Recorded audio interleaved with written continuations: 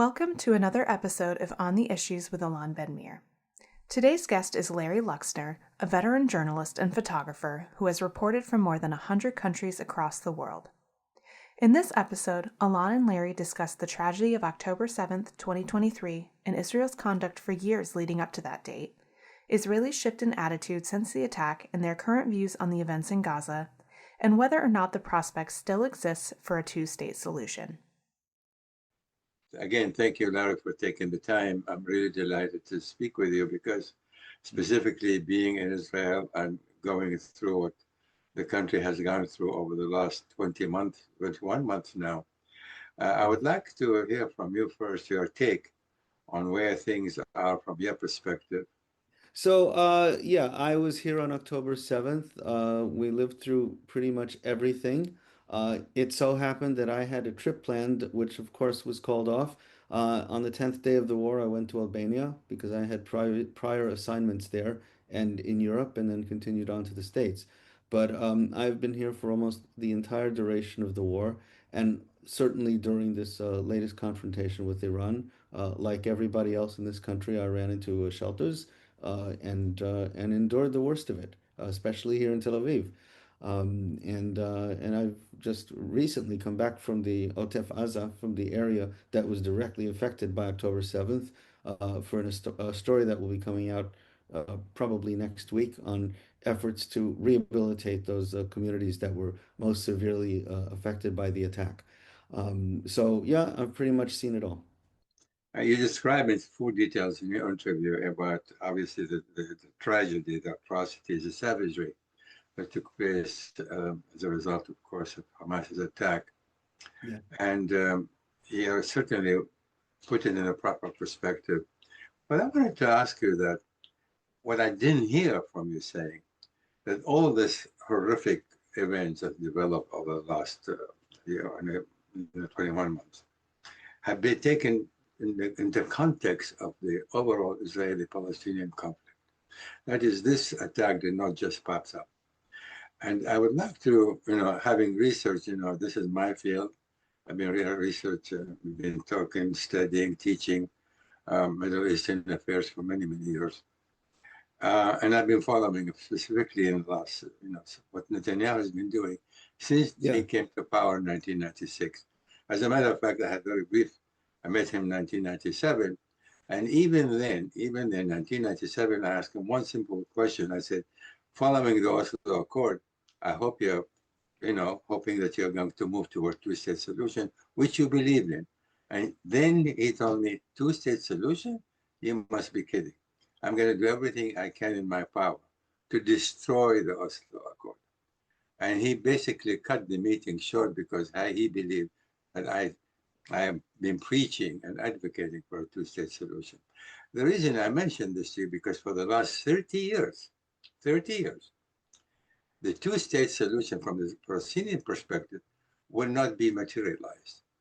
That is, Netanyahu, and to a lesser extent, but for the last 30 years, there was a consistent indoctrination of the Israeli public that the Palestinian state poses existential danger to Israel. So we have to look at what happened in October 7th, the tragedy of October 7th, in the context of what has been going on, not just in Gaza, the blockade, certainly the occupation of the West Bank. Do you see it from that perspective? Again, not justifying what Hamas has done under any circumstances. Right. But I'm looking for a solution. That's what I'm looking at. Please. It's interesting you mentioned your interview with Netanyahu because I also met him earlier than that when I was living in San Juan, Puerto Rico, and he came to Puerto Rico in 1986, and I interviewed him then. It was one of the first interviews I ever did, and he was the same as you describe, very obstinate and indoctrinated and not willing to budge on anything, and that was long before Oslo. I couldn't agree with you more. Absolutely. When we say things didn't happen in a vacuum, well, the fact is they didn't. There was violence in the West Bank in the days and weeks prior to October 7th. Don't forget also that Israel was on the verge of some kind of accommodation with the Saudis, which would not include a two-state solution. and obviously the Palestinians felt that they were being thrown under the bus. We all know that Hamas had planned this attack for many years, so it didn't suddenly happen, but the timing for them made sense, I'm guessing. Um, as for the public and how people feel, I agree with you. Yeah, there's been massive disregard for human rights in the West Bank. I personally feel that way. The Netanyahu has been in power off and on now since, as you say, since '96. A whole generation of Israelis has practically grown up not knowing anybody else, with the very brief exception of Naftali Bennett and Lapid. Very briefly, nobody knows another leader. So he's kind of painted himself as indispensable and that like only Bibi can save Israel. And a number of Israelis think that. And they now believe, many years, recently they're talking about specifically the Haredim, like he's the No. Messiah. He's now, that what happened in Iran, what happened in Gaza, now the Messiah is about to come. I mean, I'm sure you heard of this. But there's another point I want to mention to you.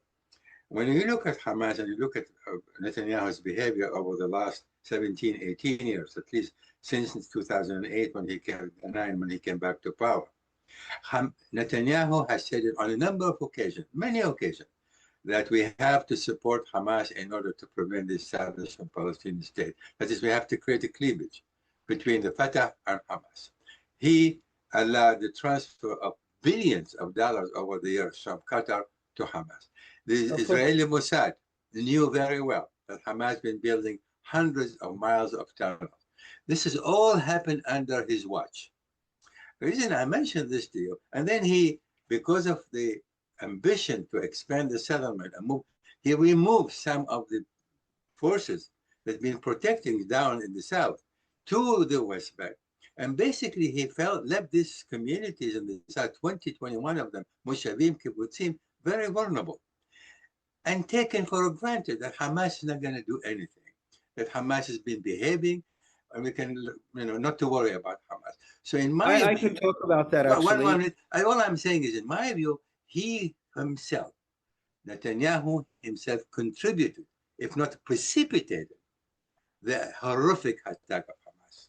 I don't know if I would say that he precipitated it, but I can tell you that 2 weeks ago, I visited two communities. I was in Kibbutz Erez, which is literally half a mile from the Erez crossing into Gaza.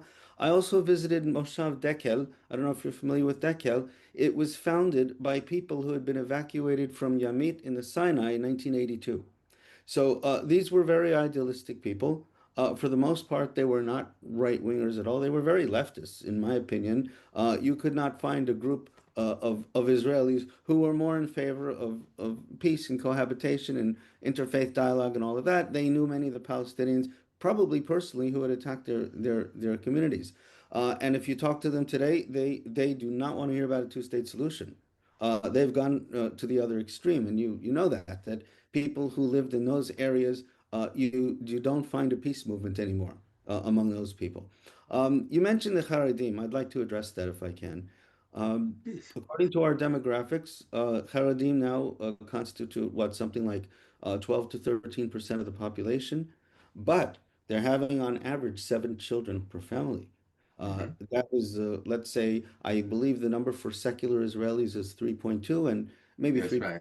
3.3. And for Arabs, it's also comparatively low.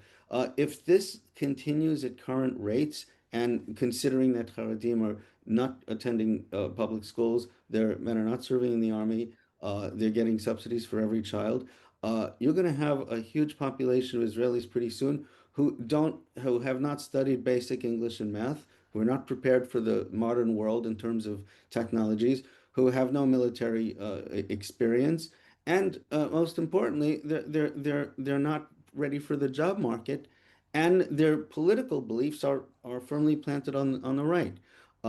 There's not going to be a two-state solution if that continues, and there's not going to And be democracy. Netanyahu is accommodating them to the maximum extent only because he does not want this government to fall.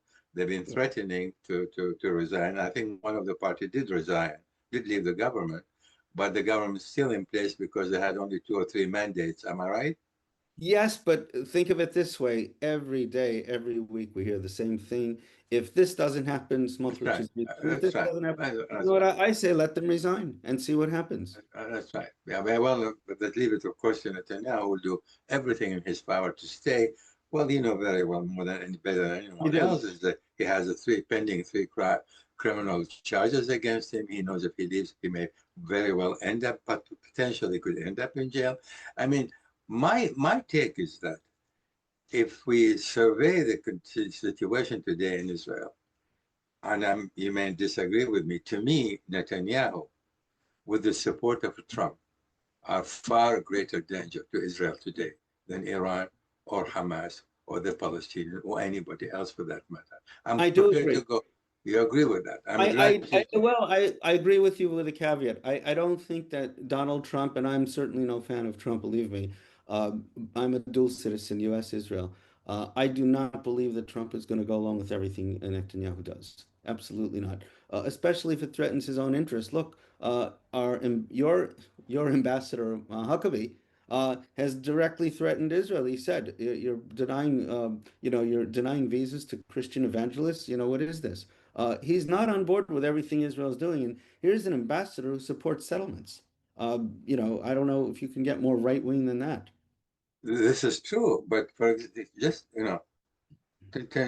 Trump is in a position today to sell to Netanyahu. You've got to allow full delivery of food, medicine, water to the Palestinians. You've got to stop shooting, innocent, starving people who are only because they stray a little bit of the line of food supply. I Wait, mean, I'm sorry to interrupt. I have to interrupt here because I'm not sure what the evidence is. I have heard both sides. Yes, IDF is shooting. They say they perceive threats. On the other hand, we also hear reports that Hamas is actually doing the shooting and Hamas is stealing food. I don't know what's true. I'm not there, and it's very hard to verify if well, I the mean, I know president we're looking into all kind of sources, very credible sources, not just UN sources, Right, European sources, people who have been there. This is quite obvious to everyone. This is not just a story. I'm not saying Hamas is innocent, but right. the truth of the matter is when you have 58,000 people dead, when you have 30,000 women and children among the dead, there is no way, in my view, to can possibly justify that kind of onslaught. What Israel has suffered, of course, it's ignited the memories of the Holocaust. I understand the emotional dimension of it, the Yes. psychological dimension of it, but on the other hand, where is the humanity? That is, we Jews, and that's my main concern, and one of my main concerns. If we are able, as Jews, to do what we are doing now in Gaza, imagine what the world is looking at, what the world is thinking. Maybe we don't give a hoot or damn about what the world is thinking, but Israel has to exist within the international community. And what I'm Okay. hearing today is just horrific. Even now the French, the German, even they started to think, what the heck is going on? How is it possible? What I see happening is a dramatic shift in attitudes since, and this is not even since October 7th, I'm talking about maybe in the last 3 or 4 months. Um, Israel did retain, I think, a measure of sympathy. Let me just backtrack if I could. Uh, as we all know, even on October 7th, even October 8th, before Israel responded, there were already massive demonstrations around the world against Israel, even before Israel responded supporting Hamas and supporting this evil. Okay, now I think in the last several months, especially since this Gaza humanitarian fund started, and we know who's backing that, it's been a colossal failure. I mean, you're trying to get hundreds of thousands of people, squeezing them into a small space, telling them this is where you have to come for food. And then, the slightest little spark can set off a gunfire, God knows who. Uh, Israel's moral standing has dropped dramatically. I just read today, in fact, that two Israelis were arrested in Belgium at this Tomorrowland concert simply for having served in the IDF. They were questioned, investigated, and let go. But the fact that they were even arrested, I mean, this should send shivers down every Israeli spine. Ultimately, it's going to reach a point where we can't travel anywhere. Well, and then who did this? I mean, had Israel demonstrated a sense of compassion, at least at least allow food to flow. Yes, maybe Hamas is stealing some of the food, forcing to take some of it. I understand all of that.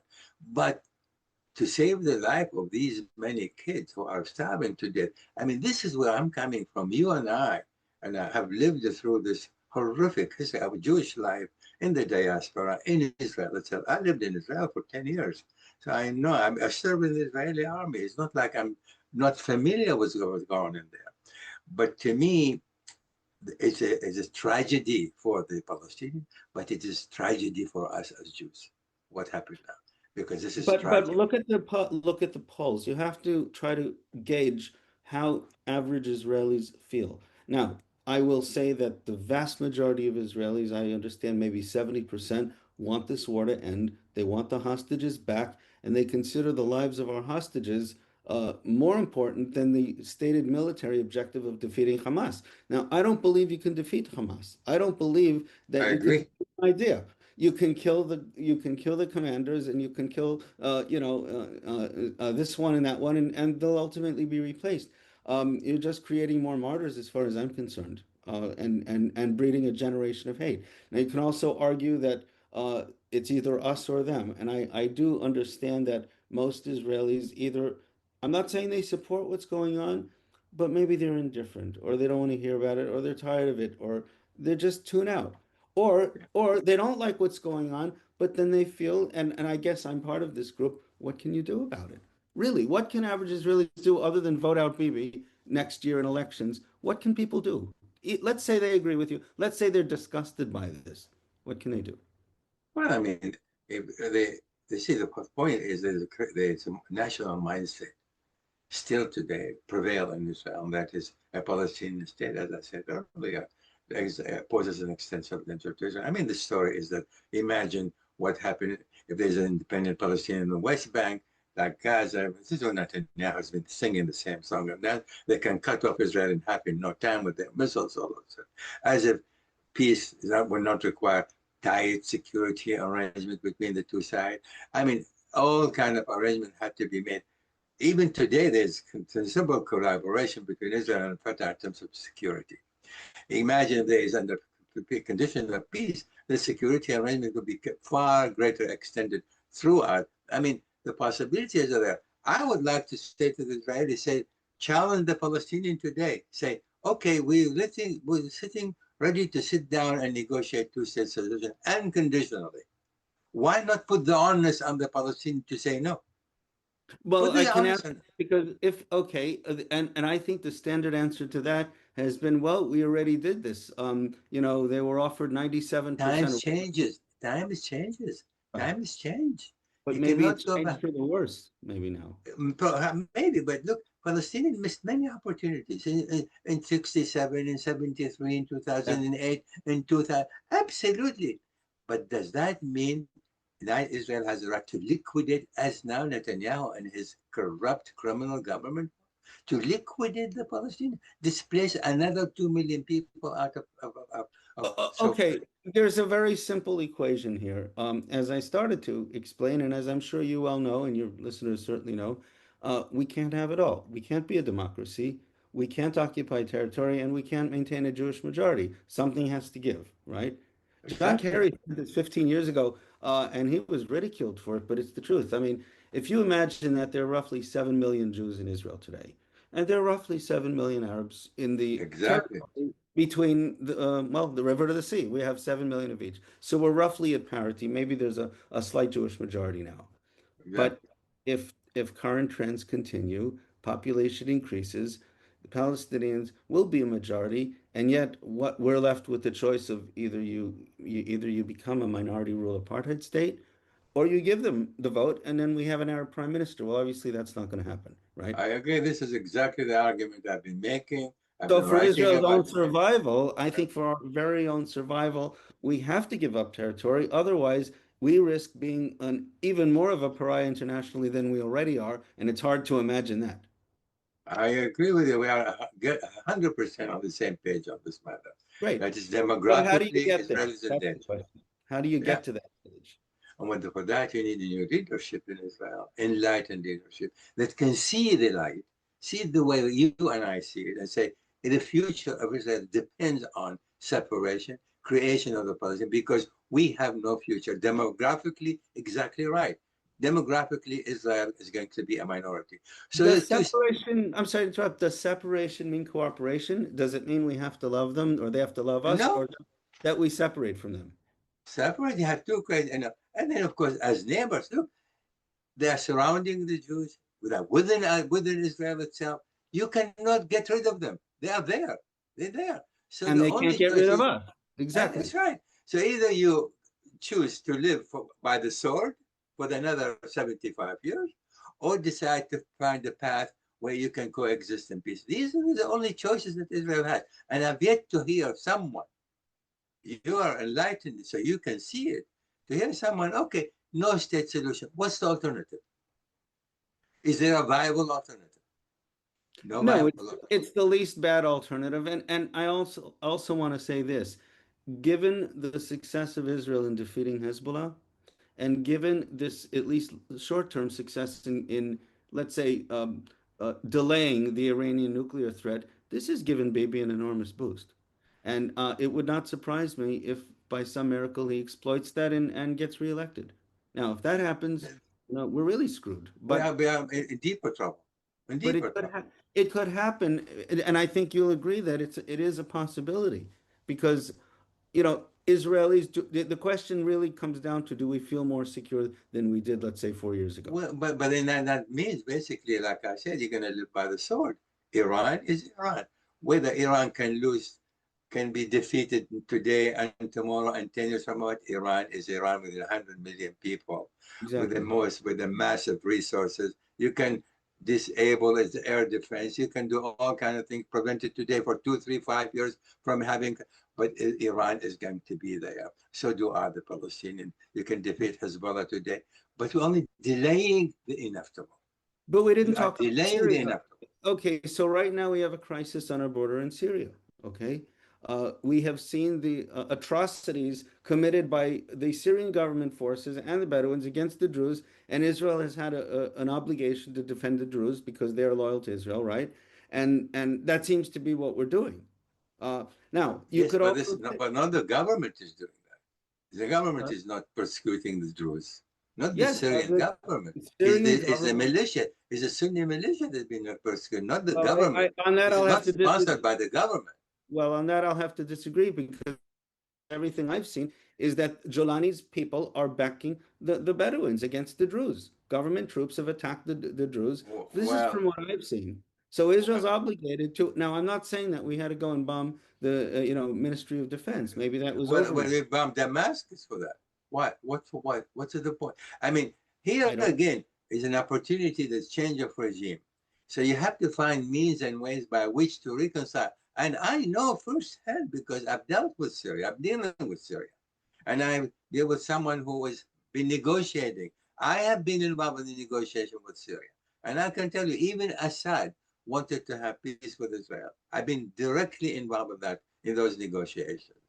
I believe Yeah, that. I believe that. And during the time that Assad ran Syria, things were relatively quiet. Not a yeah. shot was fired. That's true. However, now we're dealing with somebody, we say ISIS in a business suit. I don't know if that's true, but I'm certainly suspicious of him. He is not who he comes across as.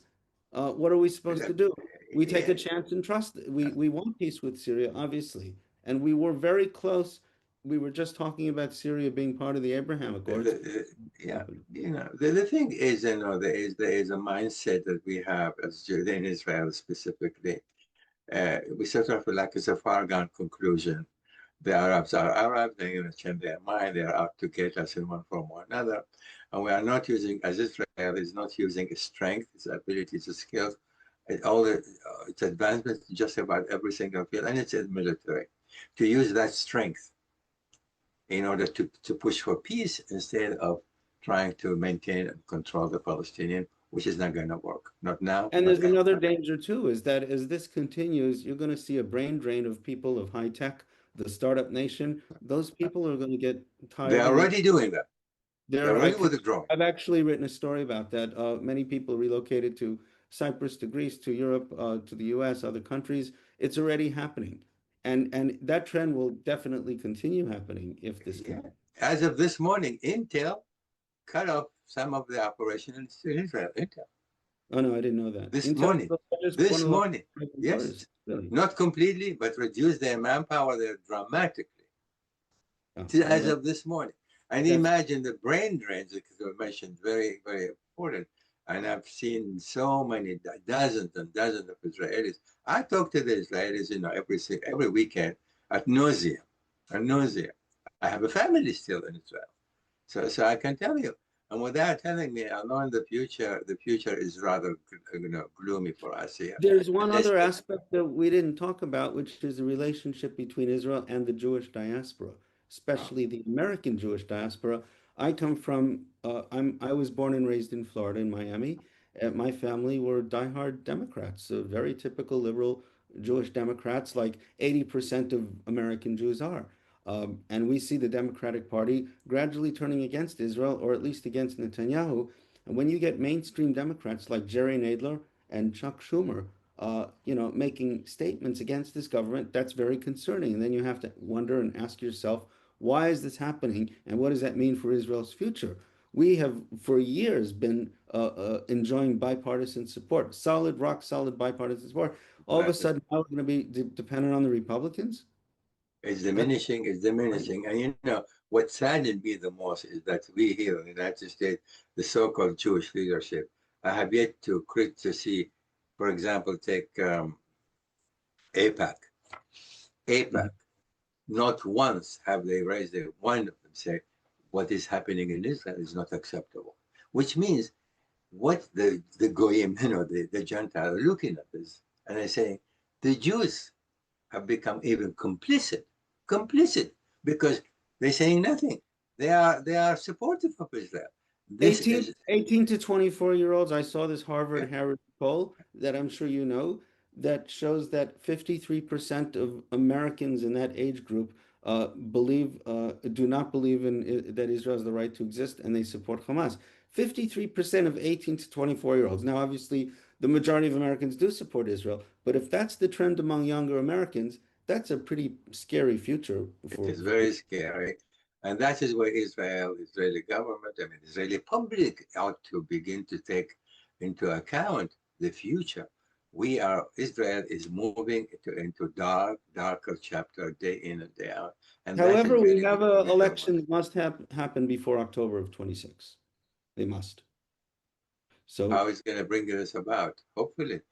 well, and then what? Do you have a single leader today in Israel, from the left, the center, from whoever, who is saying, we need to end this conflict with the Palestinians. We have to do everything humanly possible to get into a solution to the development based on a two-state solution, because there is no other viable option. Where is those leaders? honestly, I Lapid, don't think too many people are Gantz, talking about. No, no, Bennett? no. Of course not. Who? No, Tell no. me. We don't. Anu. Uh, So, we we don't really have that because I'm not convinced the Israeli public is ready to hear those things. but you Unfortunately. need leadership. How do you change public opinion?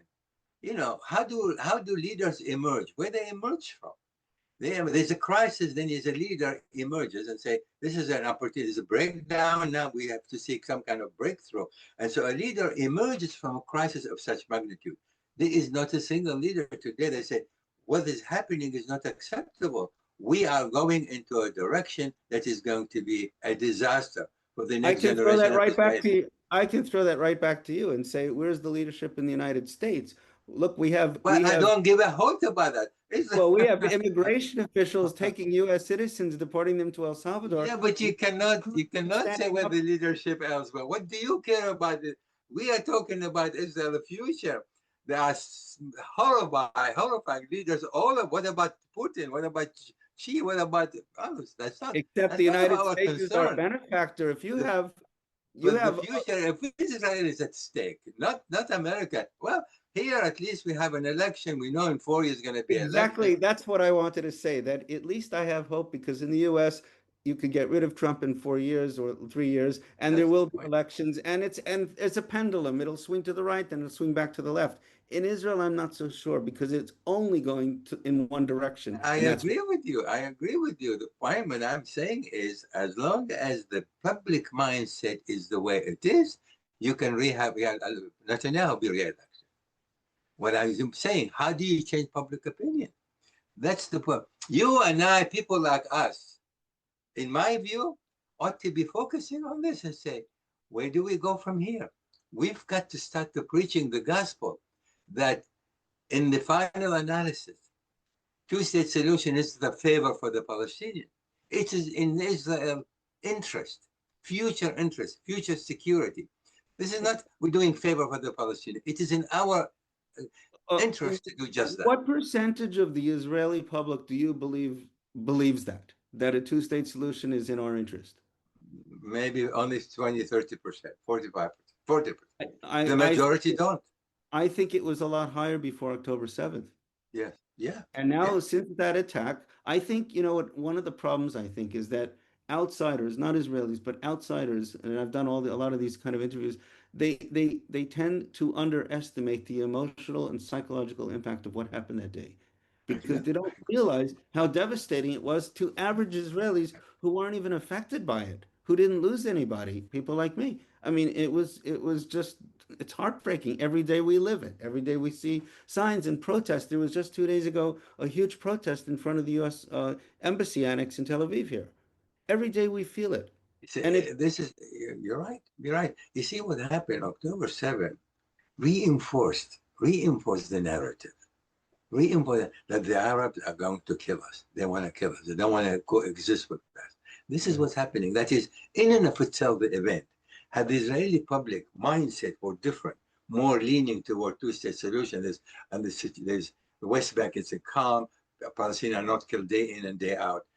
So what's happening here, October 7th came in to reinforce the narrative of 20, 30 years of Netanyahu and his like that the Arabs are going to kill us. You see, this is what Hamas is done to justify exactly what they've been but you're saying saying all that along. are you implying that they allow this to happen?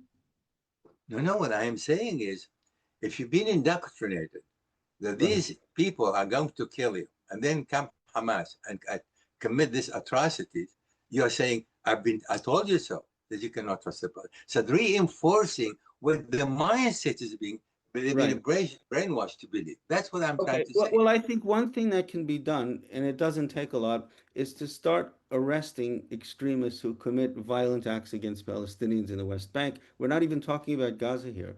We're talking about, who the kind of people I mean. Not all fanatics, just, extremist settlers who are going and torching in villages, It's not happening. killing us. Not, we don't see any people getting arrested, or if they are arrested, they're detained for a few days and then sent home. No, not only that, they are encouraged by Yeah, Gvir and I, Smotrich, I, encouraged to harass I the Palestinians, encouraged to graze on their land, encouraged to But poison I their. don't, excuse me, I don't think most Israelis support Ben-Gvir and Smotrich. I don't think so at Be all. that as it may, we are looking at what's happening in the Gaza, in the West Bank, In and the this is West what Bank. the Palestinians are looking at. You see, Right. don't give the Palestinians too much credit to analyze who's doing that. What they see is the picture. The picture is settlers are in and day out, harassing, sometimes killing, in order to force them out of their land. This And they is don't what get they see, punished. They're and tolerated, they in got some them. cases And they encouraged. got, and In some sometimes cases, the military is watching. They don't even stop or they help. You know what happened in Jerusalem a few nights ago at Cinema City? There was a huge protest, a violent protest, and hundreds of these young extremists were screaming "Mavet Aravim," death to Arabs. Nobody, as far as I know, nobody was arrested. That was them. Yeah, tolerated. yeah, yeah. I Okay. think that's it. That's what I'm saying there's no long term and thinking. Okay, where do we go from here? What's going to happen 10 years down the line? And you said it so well. The Haredim, have these many children. They don't go to school. They don't serve in the army. They may not come a majority within a generation, but they will sooner or later. I don't think the Even future. if they I don't don't. have to be a majority, they say represent 30%. They can Yeah, shift the dynamic completely, the political dynamic in Israel, but I because you don't won't think be the able to future. form a government without them. But I don't think a future government will tolerate this. For example, if Bennett, for example, or Lieberman, form the next government, they're not going to tolerate the Haredim or the Arabs. They don't want Arabs in their party. They don't want Haredim. They're not going to They tolerate maybe it. not, but Bennett doesn't support two-state solution. You know that. No, he doesn't. That's true. But as you said, it may be the least bad solution because at least he's not Netanyahu. Well, It yeah, but that's not a solution. I mean, so you talk in terms of relative terms. We're talking about leadership is going to have to see the light to see long term where Israel is going from here. That's what I'm talking about. And this is what my fight is all about. I But let never me let me justify. just sometimes people can surprise you. Look, it was Richard Nixon who opened the door to China. It was Begin who signed a peace treaty with Sadat, right? And it was Yitzhak Rabin who signed Oslo with the Palestinians. This is true, but you said it yourself today. There are leaders in Israel who are don't afraid. They're afraid to talk about this. Tell me who is the last person from the Likud? I mean, from Yesh Atid or Labor? Liv, No. who said we support two-state solution. We have to fight for it because that's the future of Israel. Didn't When Shimon have you Peres? heard this? Yeah, Shimon Peres was supported the two-state solution, no? yeah, but I'm saying go out speak about it today. Oh, In this today? No, no, urgent, nobody's talking about that. No. that's my point, which means you cannot change the dynamics if it's under crisis of this magnitude. You're still towing the same narrative. That is the tragedy that I'm talking about. There is no path forward. There is no future forward. That's what I'm concerned about. Israel's future today, to me, is extremely gloomy. It's gloomy unless there is a change of leadership and begin a process. And this is going to take time. Process because this generation of Israelis today, the young one between 10 and 30, Right. their mind is already poisoned against the Palestinians. So Have you maybe seen their mind? that pressure you're talking about has to come from the United States. Maybe pressure from the I White House agree. has to, because you say Significant it pressure. doesn't matter what's happening in the U.S. I think as an American, I deeply care what's happening, but it may be the only brakes that can be put on whether it's Netanyahu or a future government. That may be the only control here, the only brake. I fully agree with you. You probably believe it or not. It is my weekly article this week. Oh, It's exactly that. It's exactly that. I have to Why go. that is, yeah. Yeah, I Listen, do. I think it's wonderful. I'm really grateful to you. We have a good, hopefully good conversation. Let's do it again sometime soon. And I want to thank you again and all the Thank best to you. you. Thank you. Toda raba. Shalom. Bye-bye. My pleasure. Bye-bye. Bye-bye. Thank you for listening to this episode on the issues. You can find this podcast on my SoundCloud page and stay tuned to my social media accounts for the latest analysis and announcements.